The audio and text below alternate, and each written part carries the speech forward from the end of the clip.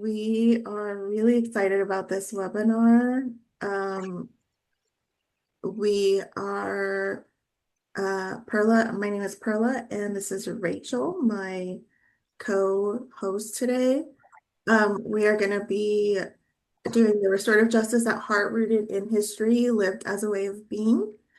And we're going to start right on time because we are recording this webinar, so that will be available afterwards.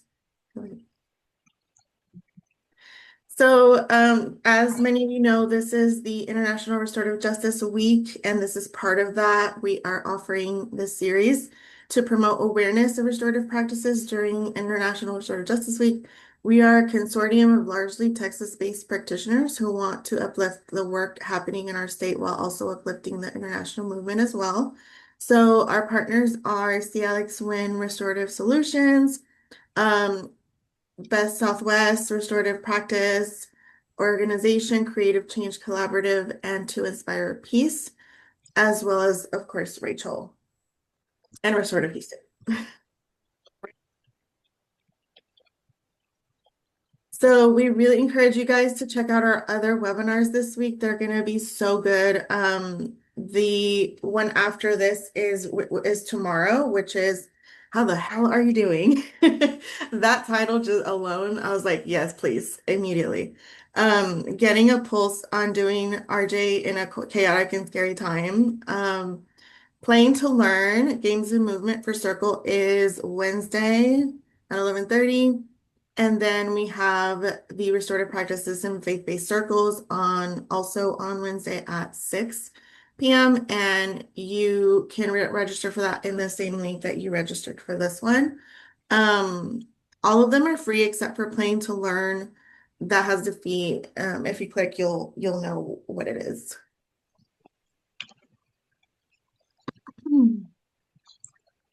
Okay, so before, you go ahead. All Go right. ahead. I will let you know that before we get started, we got a couple of housekeeping notes. This is the first time Perla and I have presented together. So we always appreciate a restorative mindset on your presenters. But before we get started, just know this webinar is being recorded. If you have any questions, I'm going to mute. Make sure you put yourself on mute. Oh, I can't do that, Perla. If you can do that, please. Yes, The webinar is being recorded. If you have any questions or comments, the chat is open and available for you to put in there. As many prisoners will ask, is that we have some.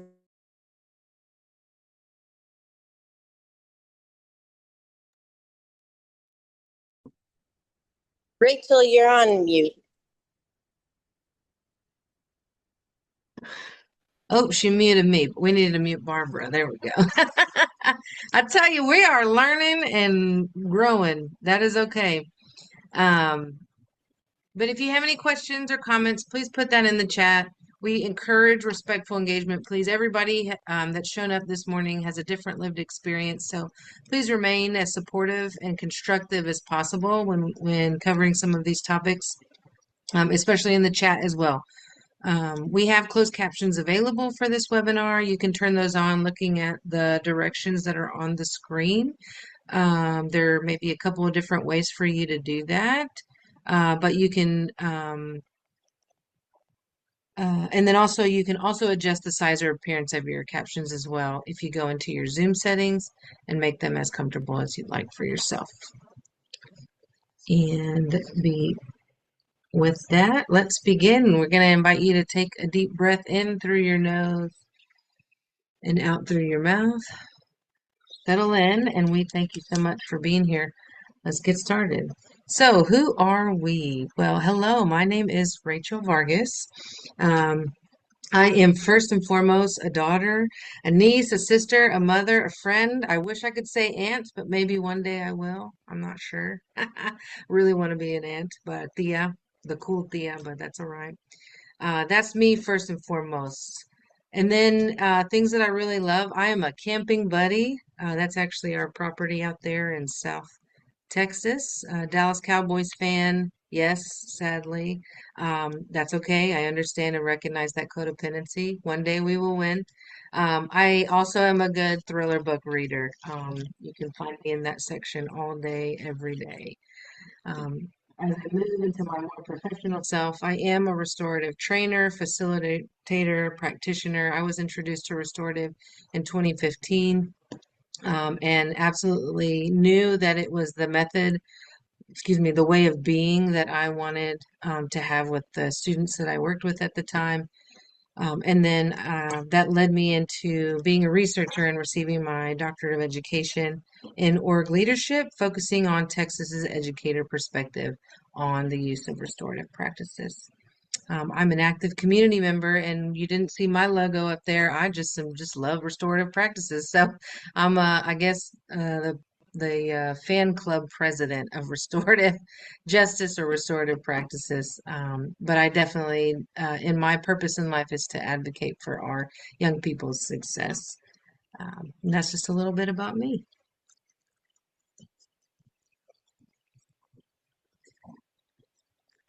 Hello, everyone. I'm Perla. I am currently the Programming Grants Manager for Restorative Houston.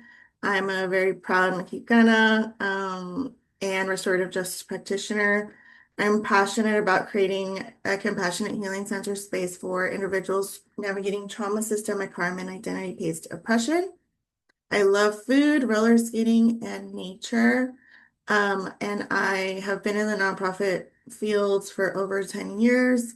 And so far, restorative justice is what I'm most aligned with, and I'm really passionate about it. So I'm really excited about this. And with that, I am going to begin with the indigenous roots of restorative justice, which um, I have been discovering I was delightfully surprised to know that restorative justice comes from indigenous practices because I am on the journey of reconnecting to my indigenous cultures as well. So a little bit about the roots of restorative justice. Um, so as we know, before it was called restorative justice, many cultures practice what we might now describe as restorative living. And Rachel and I have kind of coined or prefer the restorative way um, of living, which is relational worldview centered on harmony, accountability, collective care. These traditions arose independently across continents, yet all share the belief that healing belongs to the whole community. And when I say all over the continent, I mean it literally because the vast majority, if not all, obviously I haven't researched every single ancient civilization or culture, but I mean, in general, across the board, in the indigenous cultures are very aligned, very similar. So for a few examples of that are among the indigenous people of Turtle Island, which is North America. They have this structure of circle of storytelling, truth-telling, collective wisdom, guiding communities back into balance.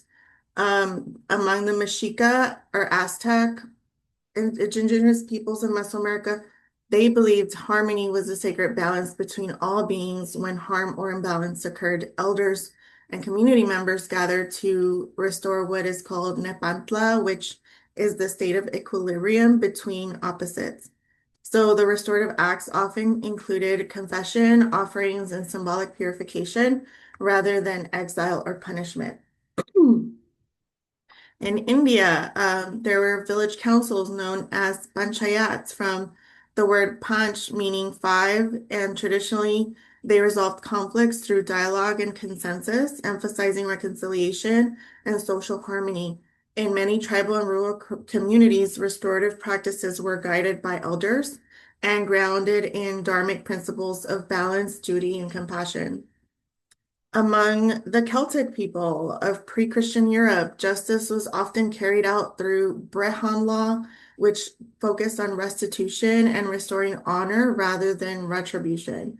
The compensation, apology, and ritual offerings were used to mend broken relationships and reestablish social harmony. Also, the Slavic tribal cultures practiced what is called veche, which were communal assemblies where disputes were discussed publicly, decisions were made collectively for the good of the village. Harmony was the land and ancestors, Harmony with the land and ancestors was central, and forgiveness was seen as a way to restore cosmic balance. And in South Africa, the concept of Ubuntu, which is I am because we are, is very prevalent, even just across the tribes of Africa, which teach that our humanity is bound together. And they're very, very, also very community based. And also the Maori, the Maori in New Zealand. They view harm as a rupture in relationship rather than rules broken. So RJ may not look exactly the same across all these cultures, but because it considers the need of the community, it serves in a very similar way. And I think it's really cool that we can adapt it to any culture, even in the modern day, whether it's the corporate culture or in schools or in our own families and communities, neighborhoods. Because at the core, that's what's at the core. So we can move on to the next slide. So, across, like I said, these diverse cultures, justice was not about punishment. It was about restoration, tending to relationships between, and also ancestors, the earth. It was really important to have harmony with the earth as well, ensuring the web of life remain intact within a cohesive community. For many of us today, those original teachings are buried under layers of colonization, forced religion, and cultural erasure. So if you don't know your people's specific restorative traditions, you're not alone, and it doesn't mean that you can't reclaim these original practices. The invitation is not to appropriate the practices of others, but to acknowledge that your ancestors once knew these ways too, and to begin listening for what still lives within you. So, um, just to reiterate what, the one right before. What is that at the core of restorative justice is an Indigenous worldview. And so, according to a book called, which I highly recommend, and I'll have that information at the end of this book because it's incredible. It's called Restoring the Kinship Worldview by Wahinke Topa for Arrows and Darcy Narvaez. An Indigenous worldview is a way of understanding and living in the world that sees all beings, human, animal, plant, water, air, and spirit, as part of one interconnected family. And adopting an Indigenous worldview is not cultural appropriation. Honoring, restoring an Indigenous worldview, it's not about adopting the specific ceremonies, sacred symbols, or close practices that belong to specific tribes or people. It's about relearning a relational way of being that once existed across all human cultures before colonization and industrial systems of domination took root. And with that, I'll pass it to Rachel. Yeah, thanks. So we want to we want to make sure we know that restorative, like Perla mentioned, we would rather call it the restorative way. You'll hear an interchange of words like restorative practices, restorative justice, restorative discipline. Sometimes you'll just hear individuals say restorative. And that's when Perla and I were like, it's the restorative way. So when we say restorative, very likely someone already sees it as a verb rather than a process or a practice. But we wanted to clarify kind of what restorative is and is not, because there can also be some misconceptions about what that is, what the restorative way is and is not. And you'll see here, it's transformative. This is a way of being that is centered around relationship building in the community in which you live. It is a process for healing any harm that exists, and as as human beings, we will encounter conflict and harm almost daily, if not by the minute. But it looks at transforming that community around that harm that has been done in a way that's not punishing or wrongdoing. Restorative is also accountability, which those who prefer or who misconceptualize restorative as not being a sense of accountability, it actually is. We both believe that this is one of the highest forms of accountability because in order to get into a space of transformation, it requires individuals to take accountability for the harm or the action that they have done. So it's a proactive approach where maybe a punitive style is more reactive. A restorative is looking at this proactively, knowing that it's important for us to take responsibility and make things right, is the restorative way. It's also community building, knowing that we are giving voice to everybody affected by harm, but everybody in the community has a voice as well. And that we all have our own individual power over our voice, and that we can choose to use it as we see fit or as we see ourselves fit into the communities that we're in. But we're really looking at focusing on that repair in a relationship and rebuilding trust when harm has been done. And restorative is trauma informed. This looking at a collaborative way of community of living, promoting that shared power, using more understanding and empathy, rather, again, going back to this is a proactive approach of living rather than a reactive approach of living. And when I mean living, I mean the daily conflict and harm that we encounter. But what restorative is not is this isn't a get out of jail free card. This misconception that we have is that yeah, this person can just get out of jail free and not have to receive any consequences for their action. Actually, that's wrong. I'm going to just say that exactly just like that because restorative requires that accountability. It's not just about being nice. This isn't the like, oh, those are just going to be. I mean, I've sat with teachers and educators who, from the start, see the circle and think we're already going into therapy. This isn't what that is. We're holding a space for community and for everybody's voice. And looking for a way to address conflict, not just avoid it or forget it or allow it to happen. Restorative is not punitive. We aren't focused on the blame and shame. So while we're holding people accountable, we're doing it in a way that's trauma informed, not allowing for blame or shame to enter into that accountability. And that takes a little bit of learning to do. But it doesn't mean that restorative is also an excuse that harmful behavior can exist, has been done. Restorative is not a quick fix. You can't put a band-aid over harm that happens. The African proverb about a neglected child will burn down the village that ignores it just to feel its warmth. Restorative understands that African proverb quite well. We are not here to just quickly fix a behavior or quickly fix a harm with a reactive approach, but rather be proactive.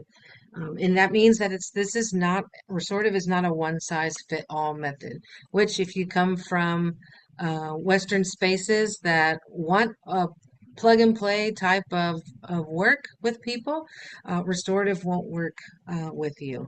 And that we have to look at every individual for who they are as part of the community and use a restorative approach based on their individual needs and the needs as a whole.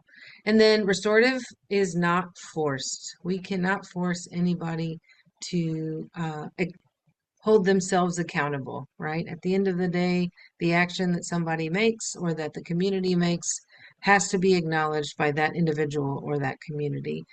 So restorative is not about forcing forgiveness or we have to do this the restorative way. We have to acknowledge that reconciliation sometimes takes a longer time than planned, instead of just forcing it to try to fit our own timelines. Now, moving into what it is and what it is not means that to understand the restorative way may mean to start with having a restorative mindset. And I like to talk about the restorative mindset because when you are looking for, or when you fall within those what restorative is not areas, right? Because you think you can do the plug and play, you think you can force this or meet your own timeline, or you have a misconception about what it is. Often, if you try to start with looking at yourself, building yourself a restorative mindset, those things will start to slowly disappear. So the 7 traits of restorative mindset helps us understand that every interaction has the power to build or break connection. I'm gonna make sure I got my notes so I'm not looking off screen for you. It's about seeing that there's a person behind the behavior, and this is beyond any sort of formal process, which we're going to get to later. But this is beyond any sort of formal process. This is the way of being. And it starts with identity matters, right? Restorative mindsets are seeing people. We're acknowledging everybody's presence, the power and voice in the community. I think about the South African greeting, Sawubona, which is the literal translation for hello. It's their greeting, but translated literally, it means I see you. We see individuals who show up into the communities we are a part of. We also know restorative mindsets honor ancestral values, which Perla did a fantastic job about what that looks like, to honor our ancestral values and knowing that every one of us and our ancestors have contributed to having a restorative way of being. But we honor those values because we understand that we come from a community that has understood that before in the past. Restorative mindsets are also looking to always connect to the community to build bridges with one another, knowing that each one of us has similarities and differences, but a restorative mindset looks for ways to build bridges across the differences. They say our differences don't keep us apart. We become stronger because of our differences, not weaker because of them. Restorative mindsets also seek accountability and justice. That means that we want for others what we would want for ourselves. We hold ourselves to the expectation that our actions are held accountable to a community. And I also believe this is what makes restorative justice one of the highest forms of justice because of this mindset of seeking accountability in all things. Number 5 in a restorative mindset is nothing about us without us. Like there are no decisions, no event, no activity, no input or a moment that one sole individual makes without it affecting the whole. This doesn't mean that we can't have democracies or communities that thrive on that. Until we return to the indigenous roots where everyone is restorative, there are hierarchies in place that help communities thrive, grow, and be safe. However, restorative mindsets understand that everybody's voice matters within that community and that decisions made should be done in fair process, a way in which others can see the input being recognized. The 6th part of a restorative mindset is having long-term thinking. Restorative mindsets think about where they are today and where the world will be in 100 years for that moment. Think about yourself, where you work, where you live, where your community is. Where will that community be in 100 years? Restorative mindsets understand that today, because Perla and I said yes to doing this webinar, generations will change 100 years from now. And restorative mindsets understand that long-term thinking, and they keep that in mind.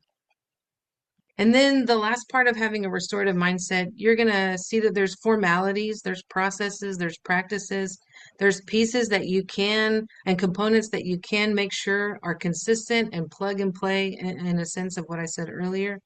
But a restorative mindset understands that all of that is necessary, but the most important value is that we are looking to relate to one another repair harm, and restore a community back to its healing. This is more than just the process, more than the tiered practice, more than operations. This is about humanity. I like to make a joke. You can be restorative in the line at Chick-fil-A, right? Like you can just be restorative anywhere you are because it is a way of being rather than a process or a practice or a discipline. And it's what keeps us advancing in this restorative work. It's asking ourselves these questions and saying, what happened? What can I do to make things right? And what's going on with the community in the first place? So,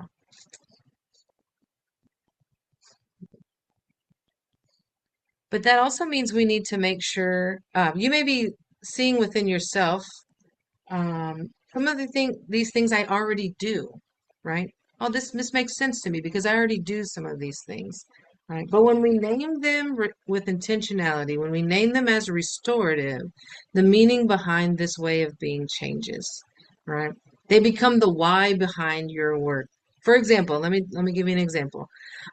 We all know banana pudding is delicious. It is a delicious dessert, right? But we can also see plenty of variations in the recipe. So let me ask you, do you like the bananas in your pudding or do you like banana flavored pudding? Do you think it should be equal parts cookies and banana, or does one have to be more than the other? Does it have to be a specific type of cookie, right? Don't buy the generic brand, buy the specific brand of cookie. Or you might find yourself with answers to all of them, right? But when someone asks you, why is banana pudding so delicious?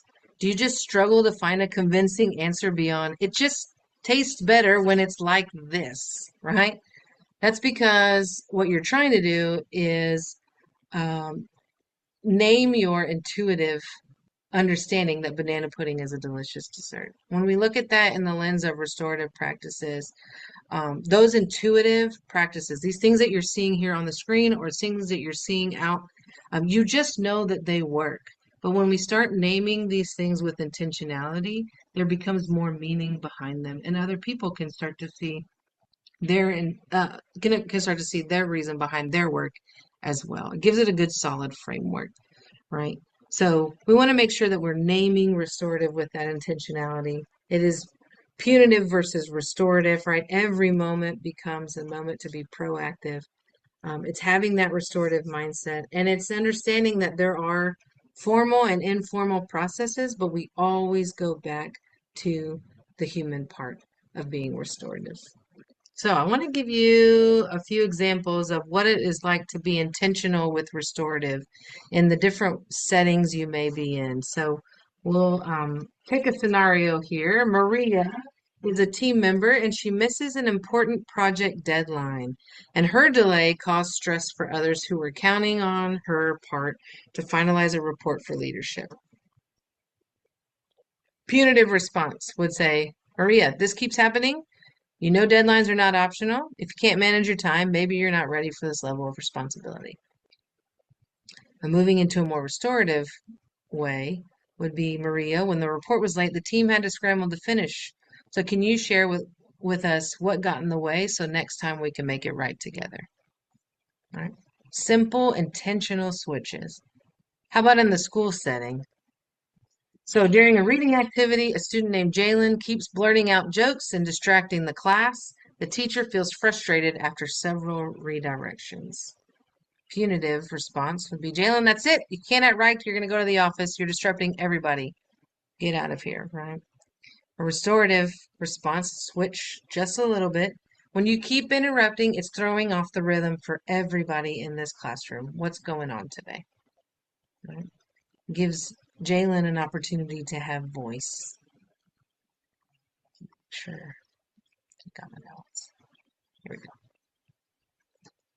Or how about in the community, right? An officer responds to a call about graffiti on a community center wall. When they arrive, 17-year-old Anthony is still there holding the spray paint can. He could have responded, the officer could have responded with, you know, this is criminal mischief.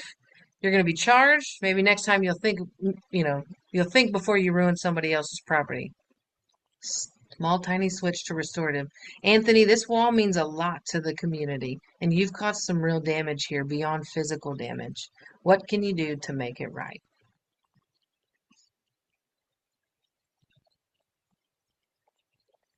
So looking at that punitive versus restorative, we also want to make sure give you in your hands some actual practices or processes or methods to understanding restorative. And that's going to be with our restorative continuum. Um, this restorative continuum goes all the way from informal, casual conversations, that way of being, these restorative chats. Um, you got to have dialogue and affirmative statements, all the different parts of this continuum that keep things kind of informal. When you have that restorative mindset, this kind of stuff feels more natural the more you build on that mindset. Um, as we move into semi-formal and formal, we start getting into some pretty tiered practices, right? Your harm has been done, and you're offering facilitated restorative circles. We're addressing the harm that's being done. We're looking for ways to restore that healing in between two individuals or two groups or however that harm has been existing. Sometimes, though, however, the harm is so great, it does require an individual to actually be removed from that community. In which case, when it is time to restore, which is what that community is always looking for, and bring that individual back into that community, it's looking for a way to support them and hold them accountable so that the behavior or the harm doesn't occur again. We want to talk a little bit about the restorative circle components because we're going to talk about restorative circles a little bit later. And we want to make sure we don't miss that. You may be familiar with these already, or you may not be, so we didn't know where to go with how detailed to give these to you. But a restorative circle can be anything from community building to all the way to repairing harm. So when we look at using a restorative circle, this is done by facilitators who are very highly aware of these components, have been trained in how to facilitate these components. It starts with an opening ceremony. This is something that brings the community together. They can exist outside of this restorative circle, but this opening ceremony is what brings them together. You'll also want to make sure you have a talking piece. We make sure everybody knows they have power over their own voice. And so we ask that you bring something that will physically show others when someone has power over their own voice so that not everybody is talking over each other. The centerpiece is also important. So the opening ceremony brings everybody together. The centerpiece is what connects them all together.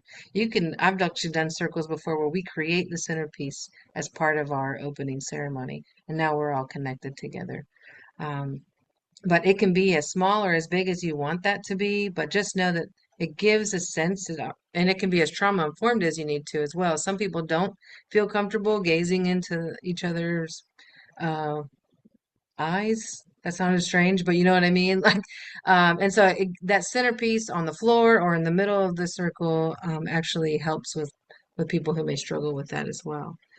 You'll want to make sure that you introduce values. This is going to be what the group uh, comes up with. What is a value to them that they want to show up with that in that moment in the circle. You can have it as a check-in question. You can have them do that right there. You can even ask them to bring an item beforehand with them, something that's valuable to them that kind of represents how they're showing up in the space that day. And while you've asked them for their input on how to hold them accountable to how they're going to act in that circle, you as a facilitator also need to make sure you introduce guidelines to keep the circle as safe as possible and as constructive as possible. And that's by using guidelines, a set of guidelines that everybody will agree to. And those are going to cover anything from speaking from the heart to confidentiality and ranging in that way. You'll want to check in with with your community, just to see how they're doing before you get started with your prompts. And then your prompts are around the theme. Why did you bring everybody together to this circle? You'll create these prompts based on that. If you have some hard questions to ask, maybe you sandwich those in between two kind of easier questions. You may have individuals who don't know how to answer the question, and you may need to talk with them beforehand and let them know, hey, tomorrow I'm going to ask these 3 questions, and I know sometimes you need some time to process. I'm going to give them to you in advance so you'll be ready when it's time to have our circle. And then you'll want to have a moment of reflection. They'll have heard from other people in their community and may need a moment to reflect on what that means for them as part of that community now. And then just as you brought everybody together in the opening ceremony, you want to have a closing ceremony to let everybody know this official formal circle has ended and we're moving into a space where we exist with each other in a restorative way, but not in a formal circle way. Right. So those are the components of a restorative circle. I think I saw a comment. I want to make sure I'm reading those. Oh yes, thank you, Nikki, for that African proverb. The child who's not embraced by the village will burn it down to feel its warmth. Thank you. I missed that earlier. All right, and I'm going to pass it over to Perla. Thank you for listening to me about all this restorative loveliness. Okay, guys, so now I'm going to talk about how you can incorporate restorative justice into your everyday life. And there's 4 different categories where you can do this. The first being you yourself, because we can't engage with the world in a restorative way if we are punitive with ourselves.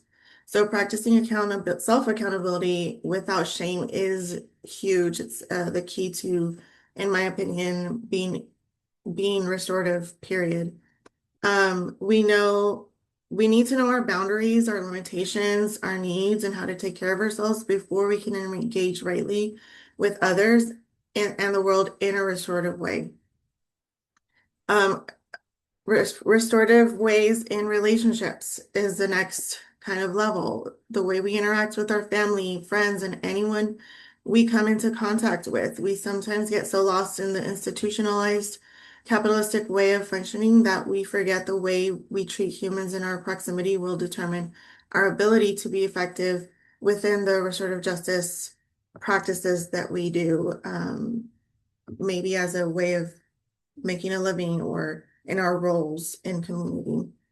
And then which leads to RJ and community. It's important to be intentional in cultivating community if we are going to embrace a restorative way of being. This requires us to hold ourselves and others accountable in addition to committing to showing up in a dependable way without self-abandoning. I'm gonna talk a lot about self because if we don't have that foundation, like none of the other levels will really be sustainable. RJ and systems, restorative living does not stop at our personal relationships. It extends into the very systems that we participate in every day, including education, workplaces, healthcare, justice, governance. These structures often reflect colonial, punitive, and extractive values.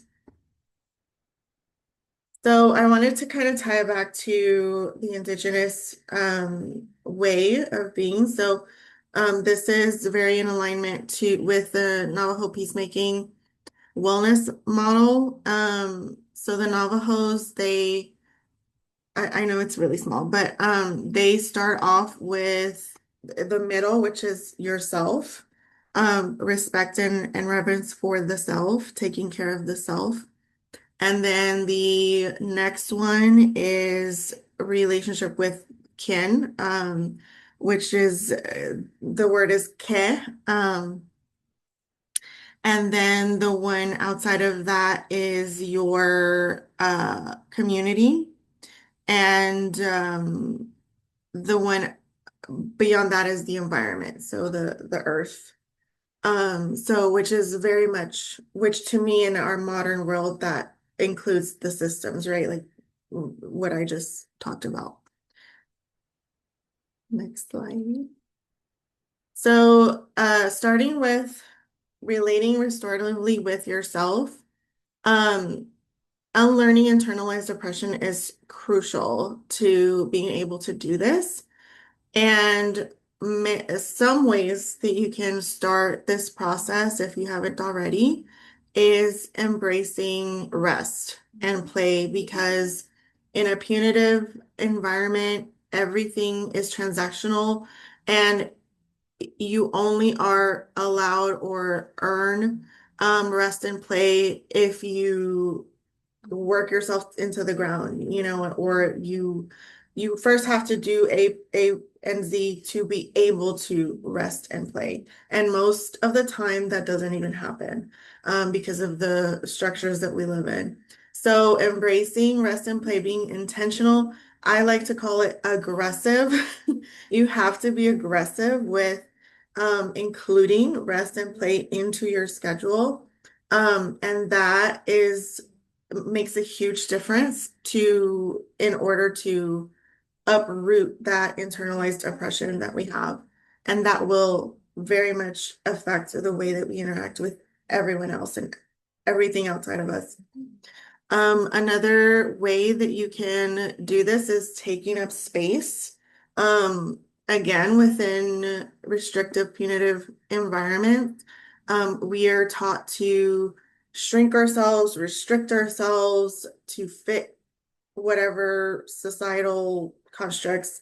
And so in order to counteract that, we again need to be very intentional because we have been very brainwashed to reduce ourselves, to constrict ourselves. We have to be intentional about taking up space, being fully ourselves. Obviously, as long as it's safe for you to do so, as much as possible. And that means standing up for yourself. That means setting boundaries for yourself. That means, speaking. I know I said it, but like speaking up is so big.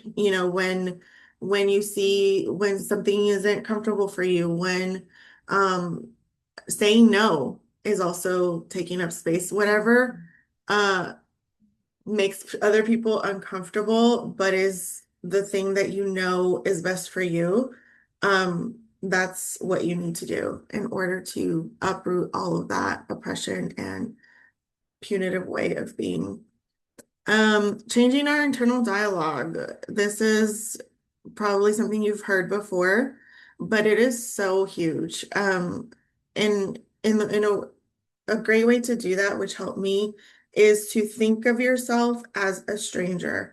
Anytime that you are spiraling inside of yourself, um, try to literally put yourself in a person perspective of, okay, if this situation that I'm going through, if another person, a complete stranger, was going through this, what would I say to them? How would I feel about that situation?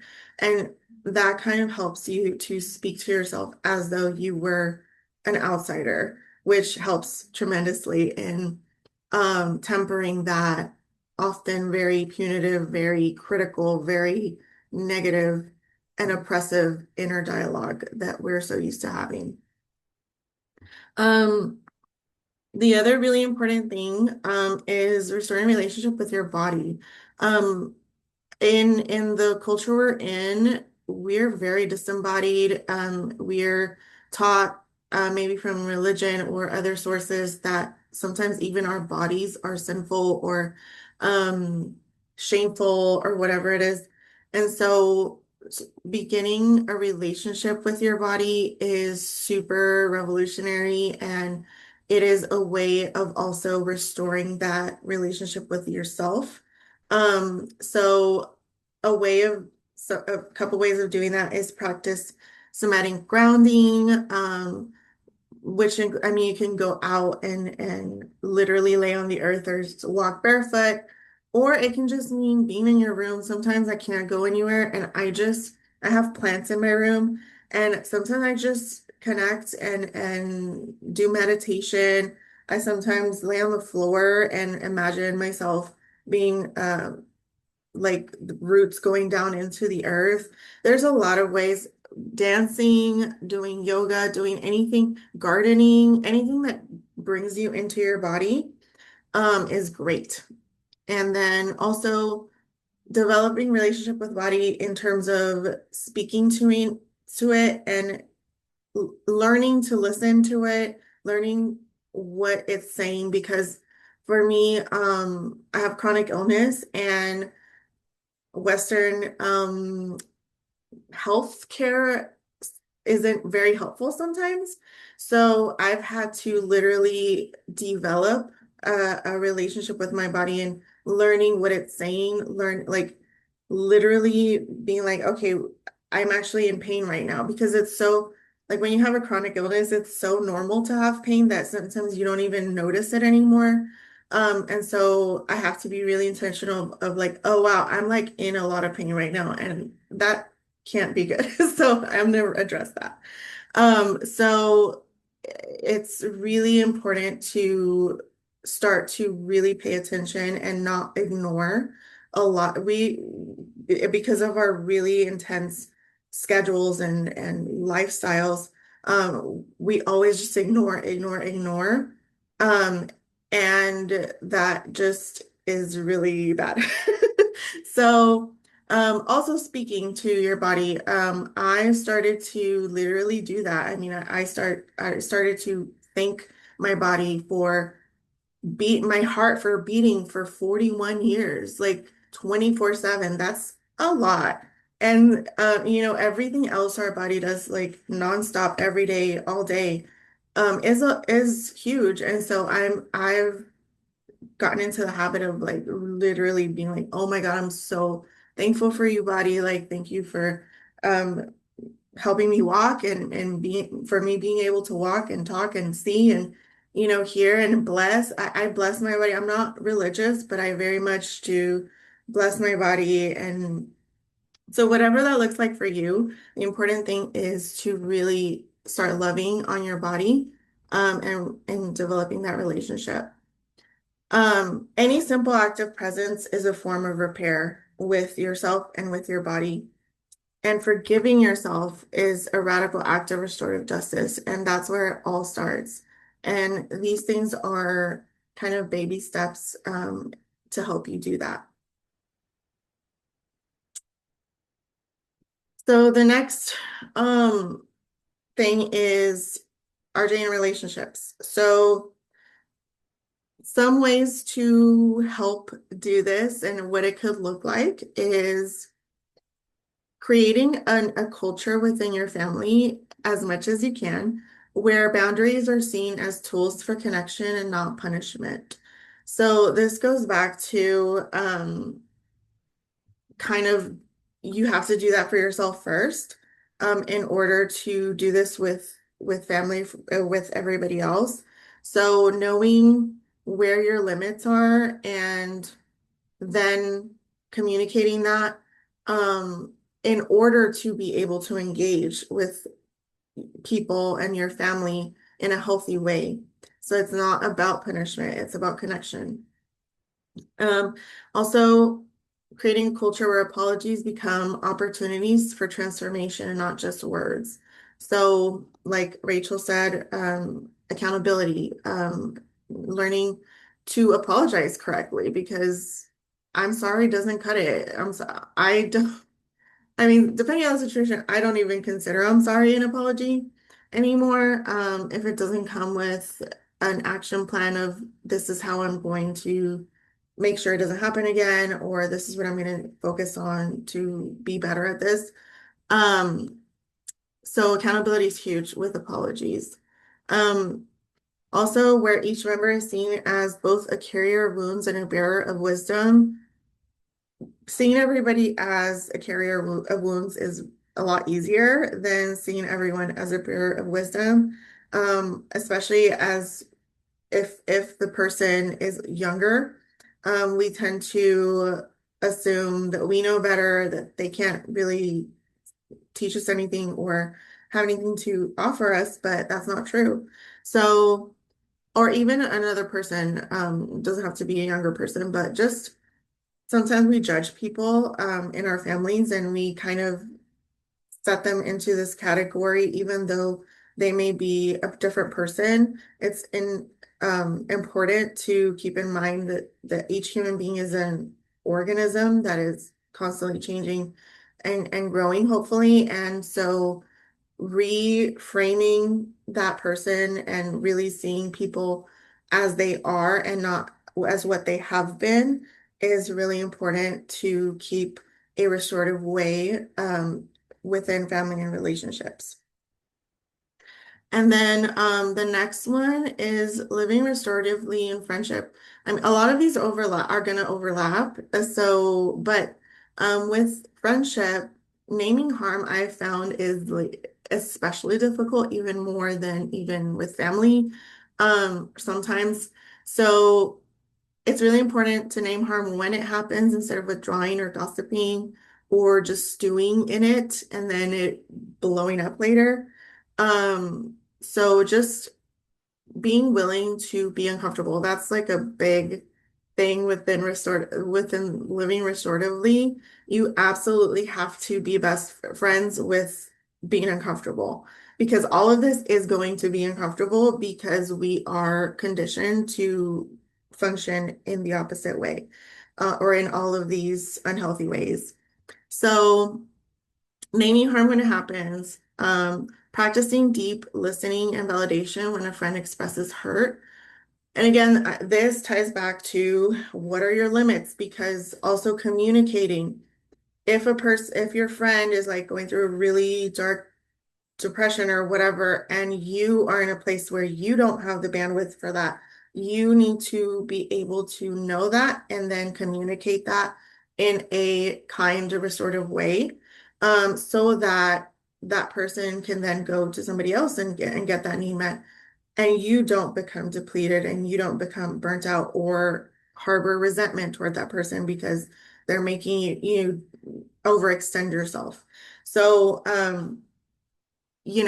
yes, practice deep listening and validation, but also be aware of if you are even in a place where you can do that.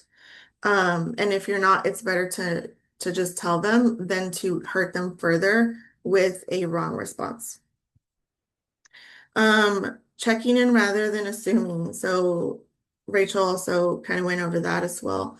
It's always better to start with a question rather than an accusation or a statement, because we never know what is actually happening within that person or inside of that person's mind. And so how did that feel for you instead of you're overreacting, things like that.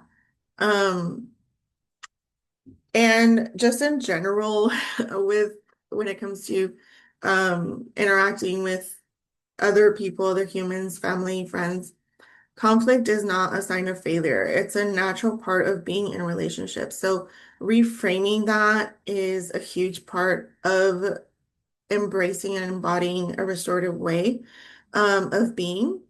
So the key is how we respond to conflict, not avoiding it. So in restorative practice, conflict becomes an invitation to pause and listen and repair instead of just fight and for fighting's sake. When harm occurs, we ask what happened, what needs arose or were unmet, and what can be done to make things right.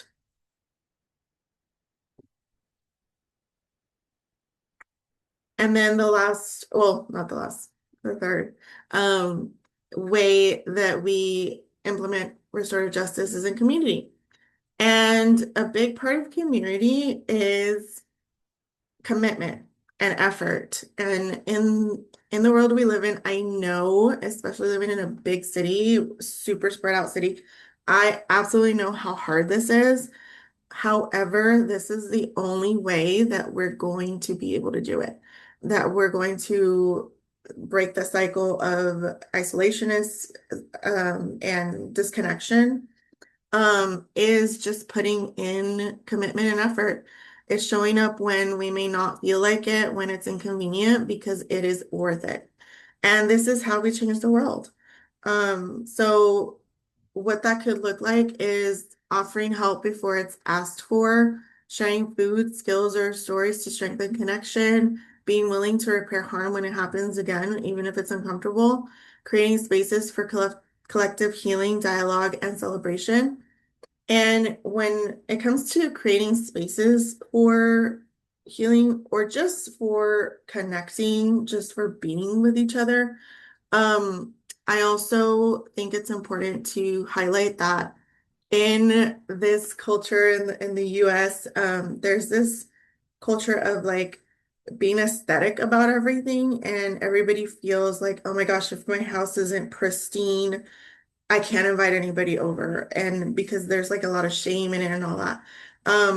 We have to start to uproot that ideal or that way of thinking, because it is preventing a lot of people from being able to have community, and from all of what they're actually needing, it stands in the way of that.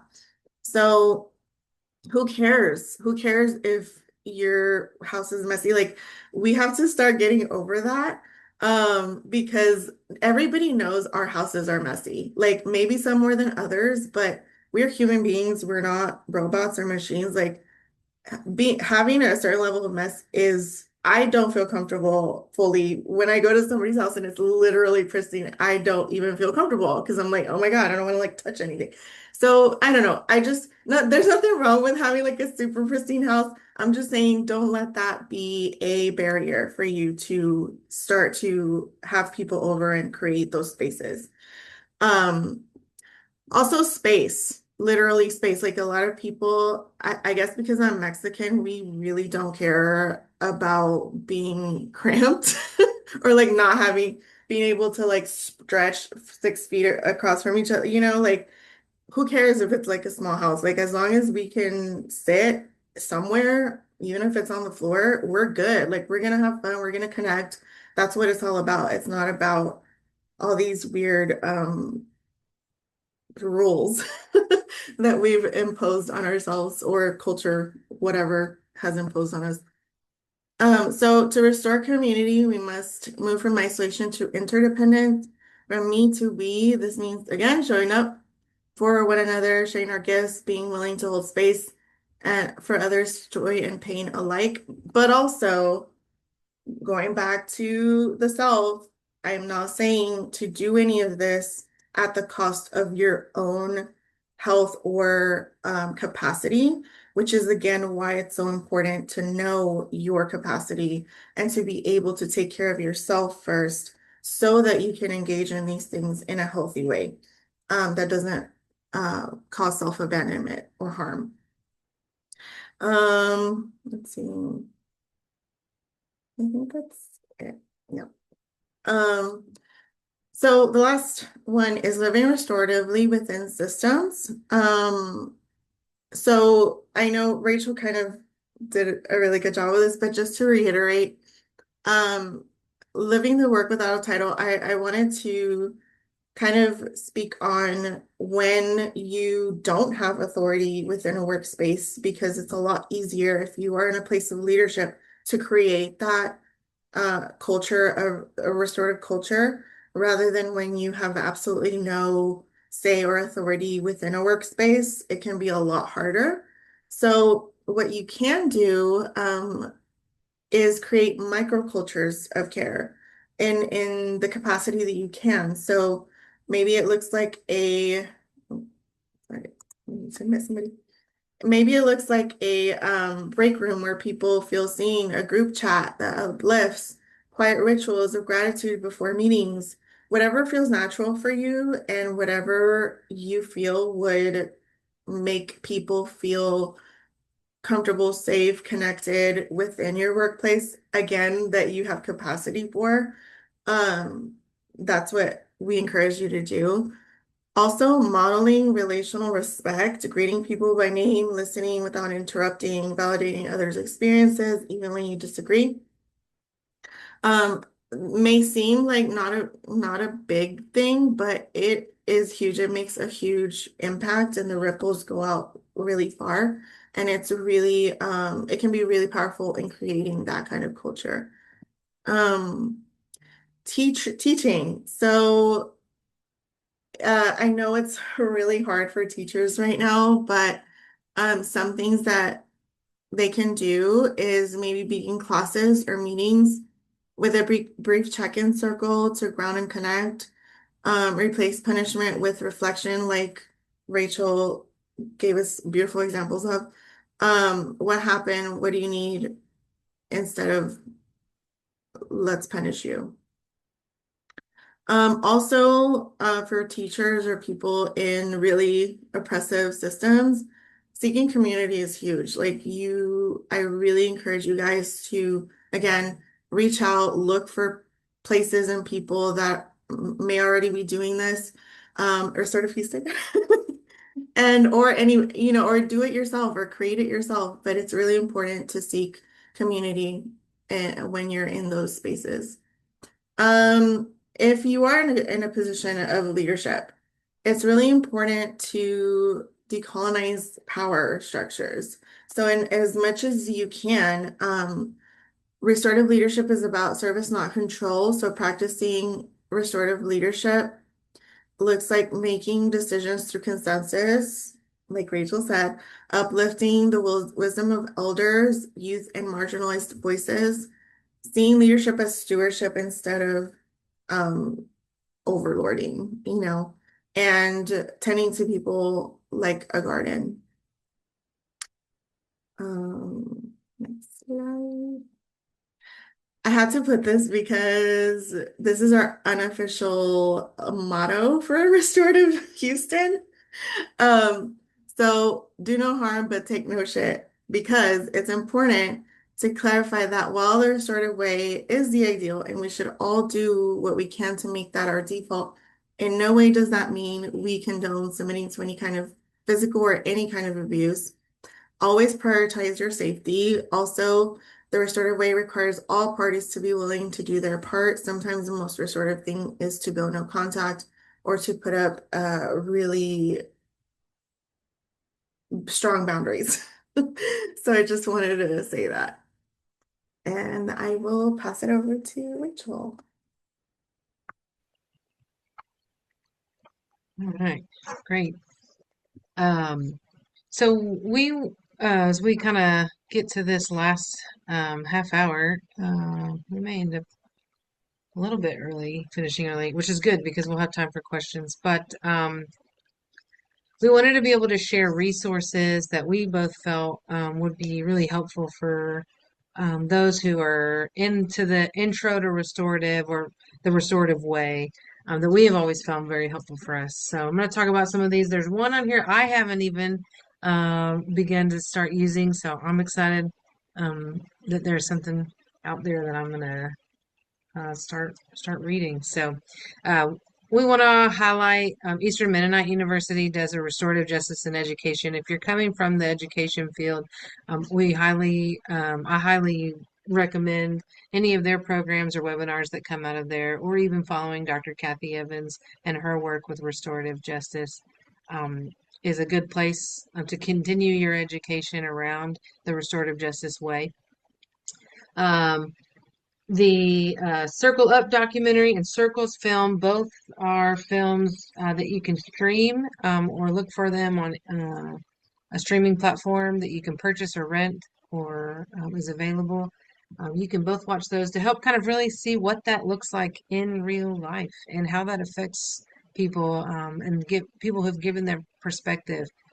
Some educators and some facilitators around restorative justice who are really making an impact and making strides in their communities. So we wanted to recommend those two there for you.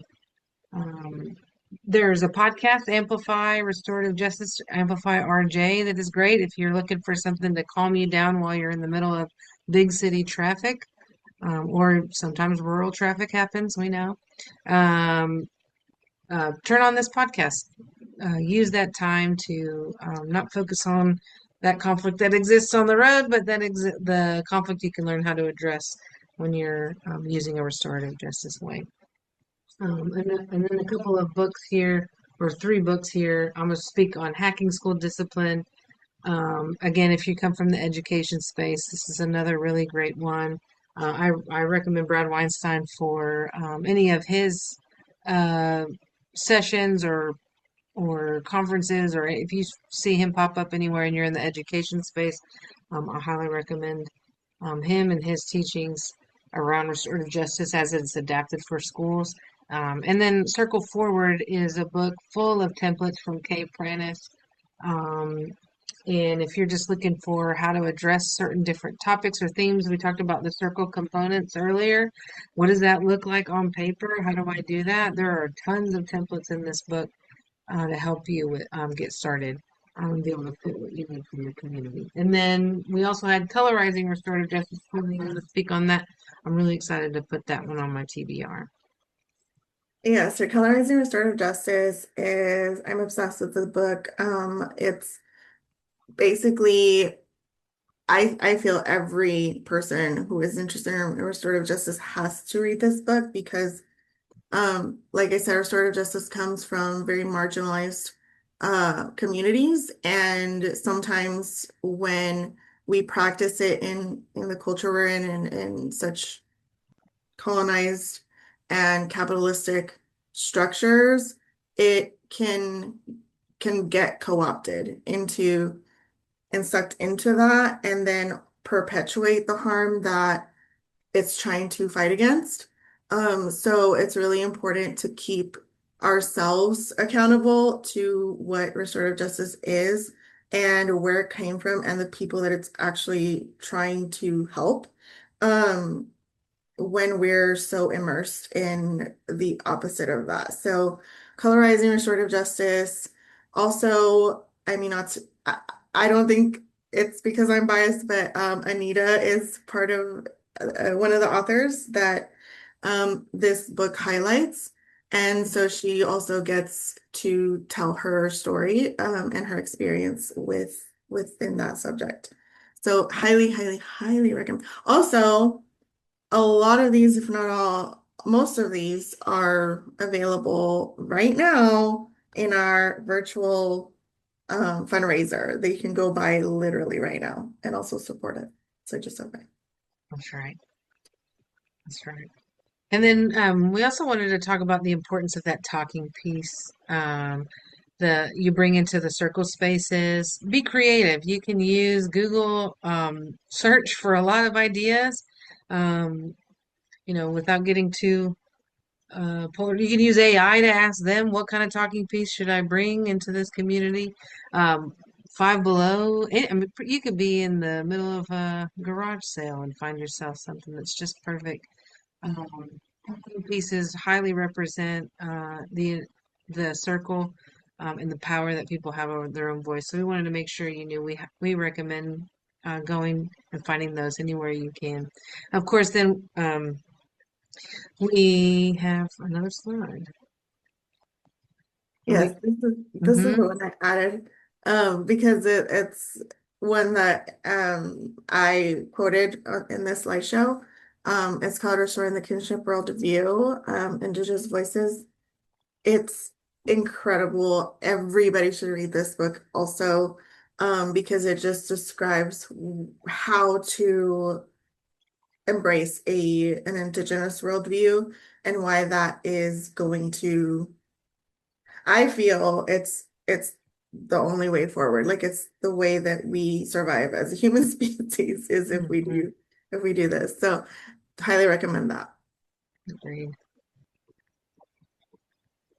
Also, like I said, a lot of those are available right now for purchase or for you can buy raffle tickets, you can bid on them. So if you, I'll put the what is this called? QR code. QR code. That's right. You You can also can, use that. yeah, you can scan the QR code or um if you prefer the link is here, but I can put it in the um sorry, I should have had that up already. Here it goes. Oh, yeah. The link is already in the chat. I saw Dr. Oh, Anita yeah, put that link in there for us when she saw our page. She was on it. okay, yes. Yes. That's right. Okay. We have some time. We'd like to close with a debrief. So you're able to unmute yourself and any of these four questions we have up here on the screen, you're able to discuss. And then or any questions you may have. But what are your initial thoughts around the restorative justice way? Is there an action that you're kind of inspired to make in your life, in your community, based on what you've learned today? You may want to answer about, or excuse me, I said four, three. What is something from this webinar that is challenging you, or something that maybe you're resisting a little bit? So we'd like to open the floor up to anybody who's here.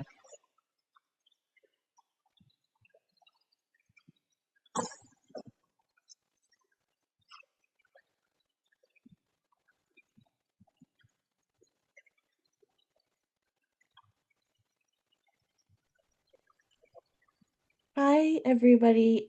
Perla and Rachel, I just want to thank you so much. That was so amazing and thoughtful. And I wrote down like all these nuggets about like refocusing RJ on myself to just like reset and give me more like power to do better with the world too. So I just really appreciated that. I was wondering if you could share more your perspectives about like how um embodying restorative justice, like despite the indigenous roots, is not co-opting it, and like a little more about that distinction. Yeah, so I'd like to just be very clear about it for myself.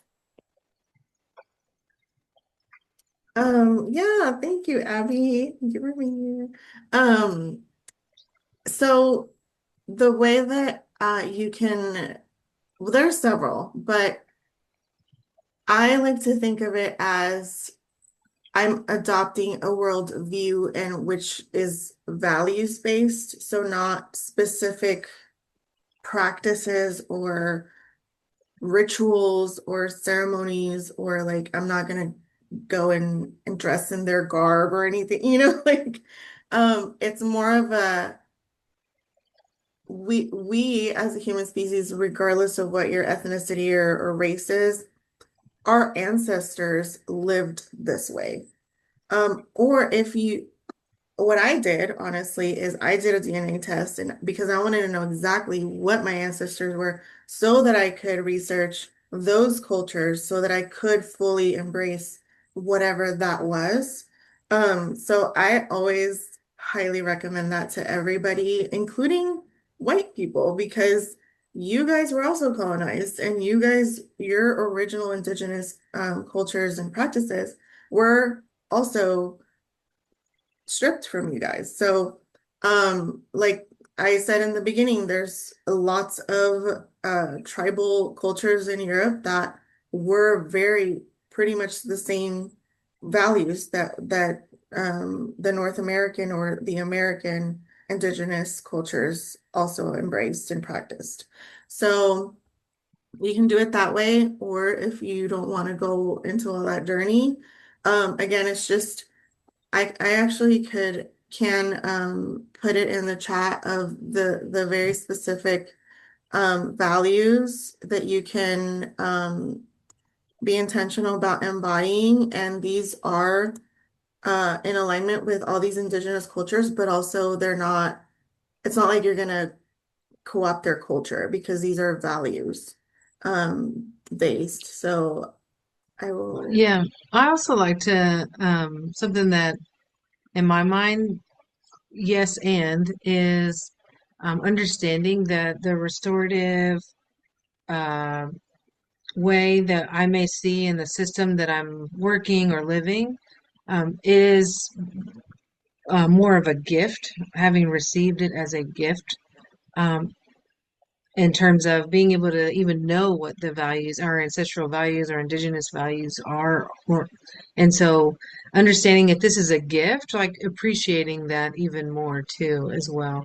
And so knowing that what I'm doing maybe in a certain system isn't the exact replica of where our ancestors may have been doing, but it as a gift, I've been able to transform it to adapt it into the system that I'm living in as well, to try to transform that.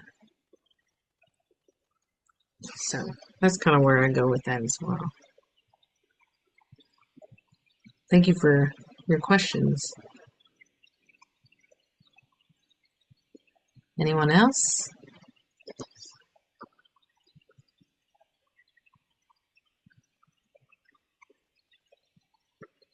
I had a question. I really appreciate the holistic way that you're talking about restorative justice, restorative practices, and the restorative way.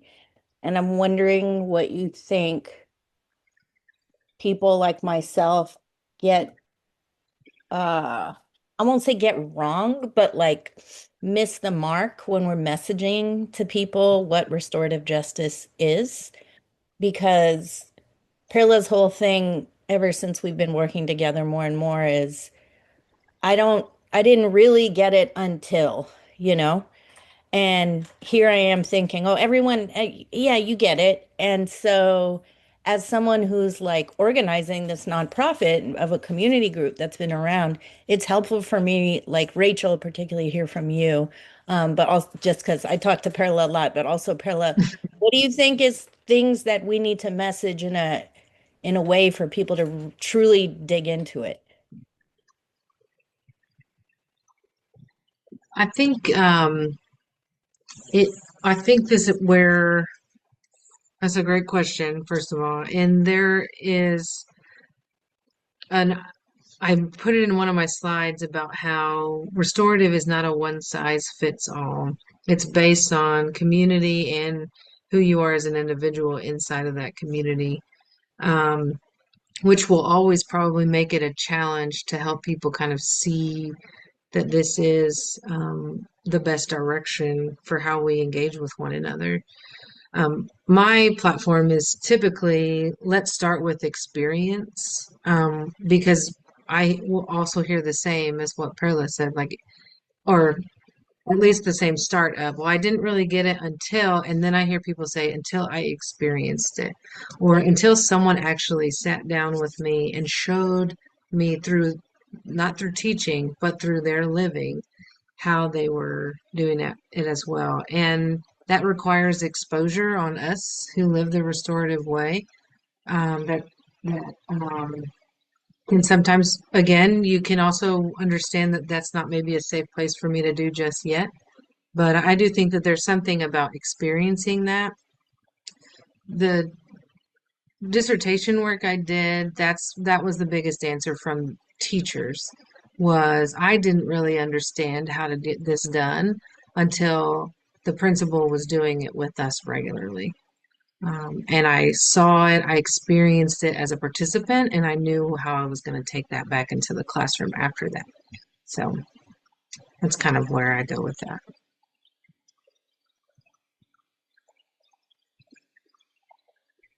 Thank you for that. Yes, Tina. Tina. I hate doing Zoom on my phone, but I apologize. I joined late. We were eating lunch and I got the link and hey, Perla's webinar. I'm like, well, her. But anyway, this is recorded, right? Oh, good. Yes, Yeah. yes. Yeah. So I missed a good bit, but I just really appreciate the two, Perla and Rachel, like how you guys sort of tag teamed, is that a word, or in a webinar, what, filling in all the points and stuff. And yeah, I'm anxious to watch the recording and pick up what I did miss. But also the piece about, like, with the education, how Pearlie, you said, teachers have a lot on. I mean, it's tough now, but this can, with a small, like a little, maybe morning circle or whenever they can work something restorative in, it helps the rest of the curriculum and that to flow rather than being an extra, burden. So yeah, I appreciate y'all. Thanks. Thank you. Tina. Kind words. Thank you. Yeah. Yeah, and hey, don't watch the recording. We'll just start over. How about? I'm just playing.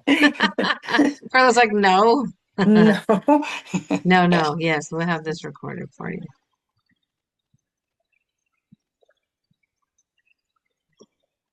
Okay, well, nobody else All has.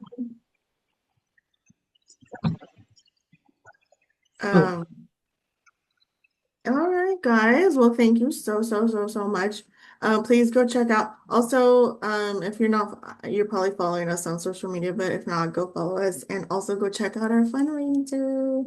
It's mhm. gonna be up all week. And also go check out all the other webinars, like we said in the meeting. Well, thank y'all so much for your attention and your time and participation. Thank you guys. Bye. Thank you. Bye. Bye.